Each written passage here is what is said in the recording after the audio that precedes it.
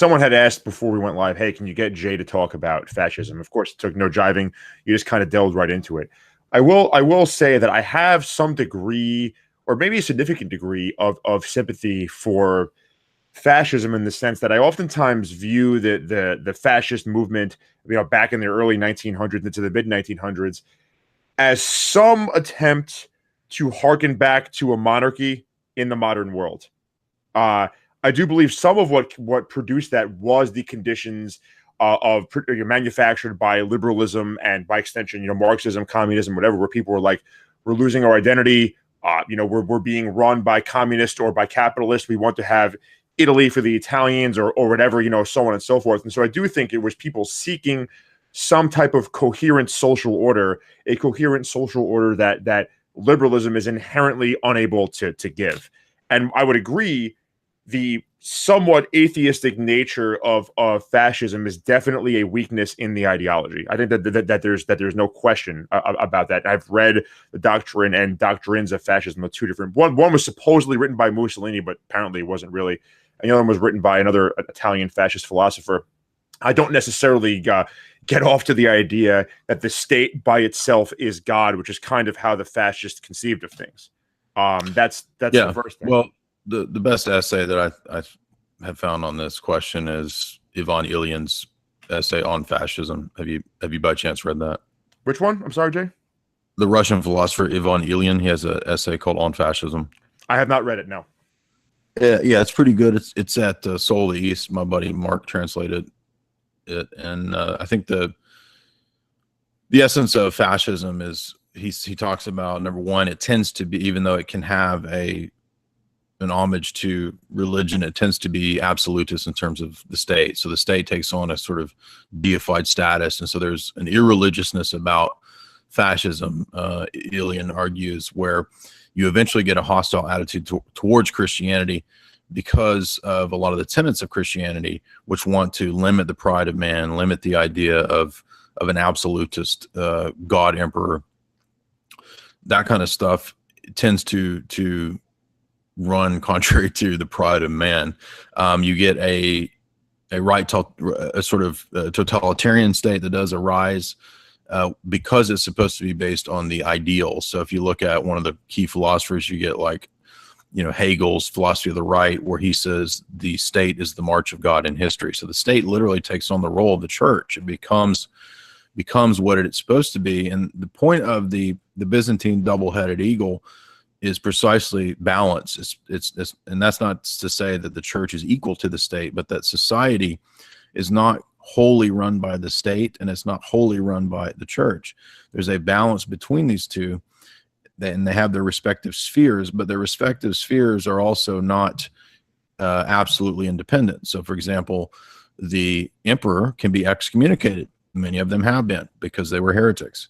And simultaneously, the church cannot always necessarily defend itself, because it's not, typically speaking, the role of ministers to take up the sword. Therefore, you have the Christian state to defend its people and to defend its church. That's the ideal. So not denying that there are ideals, or that people require ideals. They do.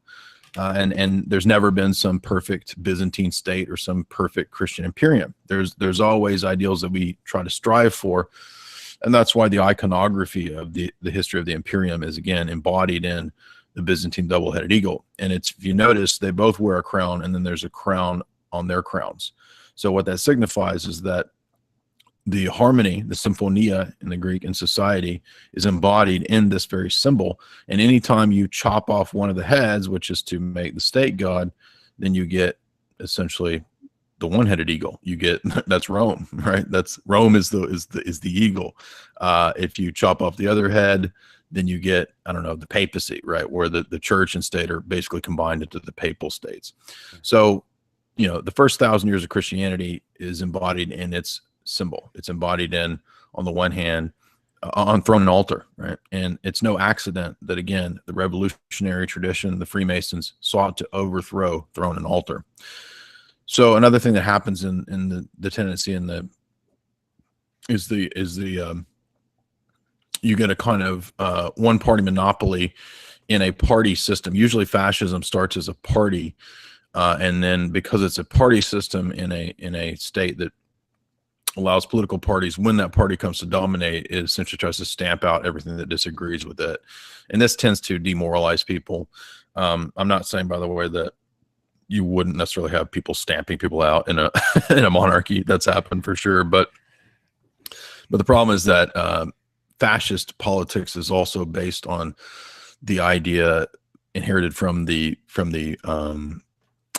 revolutionary tradition of the citizen, right? Like the citizen and the worker still are somehow given some sort of like deified status. They're treated like they're somehow special just because they're the engine of the society. And I'm not trying to down the middle class, but I'm just saying that there's a danger that you get in fascism that doesn't understand hierarchy and class systems. It tries to replace hierarchy with a new hierarchy that's almost kind of like Plato's Republic in a way.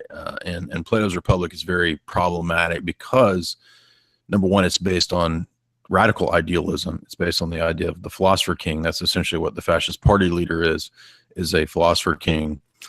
And it's just a bizarre mix is what I'm trying to say with fascism. You get these elements of populism, but also this weird sort of exaltation of the middle class and the working class, which I don't think is due. I mean, I'm not trying to be rude. I come from a middle class background, but I think that there's a reason why there's in the history of all societies there's been a class structure.